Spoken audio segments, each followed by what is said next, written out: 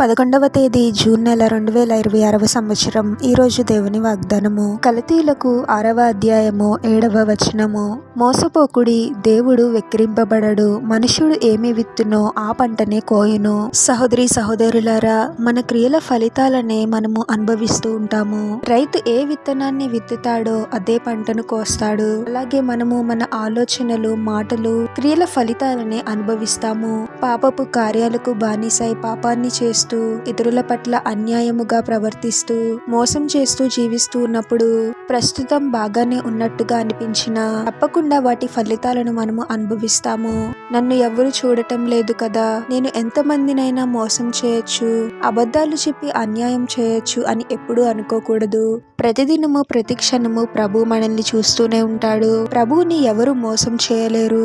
కానీ ఎవరైతే ప్రభువు వాక్యానికి లోబడి నీతివంతమైన జీవితాలను జీవిస్తూ ఉంటారో, కొంతకాలము శ్రమ పడినప్పటికీ తప్పకుండా వారు ప్రభు నుండి మంచి ఫలితాలను పొందుకుంటారు. మనలో చాలా మంది ఇలా అనుకుంటూ ఉంటారు, నేను ఎవరికి అన్యాయం చేయకుండా ఎంతో నీతివంతమైన జీవితాన్ని జీవిస్తూ ఉన్నాను, ఇతరులకు సహాయం చేస్తున్నాను, కానీ నా జీవితంలోనే ఎందుకు ఇన్ని శ్రమలు అని. మనం చేసే మంచికి ఫలితం వెంటనే కనిపించకపోయినా ప్రభుపై విశ్వాసంతో కనిపెట్టినప్పుడు తప్పకుండా తగిన సమయంలో మన క్రియల ఫలితాలను మనం పొందుకుంటాము. తాత్కాలికమైన సంతోషాల కోసము శాశ్వతమైన వాటిని దూరం చేసుకోకూడదు. కొంచెం కష్టంగా అనిపించవచ్చు, కానీ నీతి న్యాయములను అనుసరించి జీవించాలి. మనం చేసే ప్రతి పని ప్రభు చూస్తూ ఉన్నాడు అని గ్రహించి మంచి మార్గంలో నడవాలి. లోకానుసారమైన విషయాలకు చోటిస్తూ పాపాన్ని అనుసరించి జీవించేవారు నిత్య నరకాగ్నిని అనుభవిస్తారు. ప్రభువునకు లోబడి నీతివంతమైన పరిశుద్ధమైన జీవితాలను జీవిస్తూ మంచి మార్గంలో నడిచే వారికి ప్రభువు నిత్య జీవము అనే గొప్ప బహుమానాన్ని అనుగ్రహిస్తాడు. ప్రార్థన.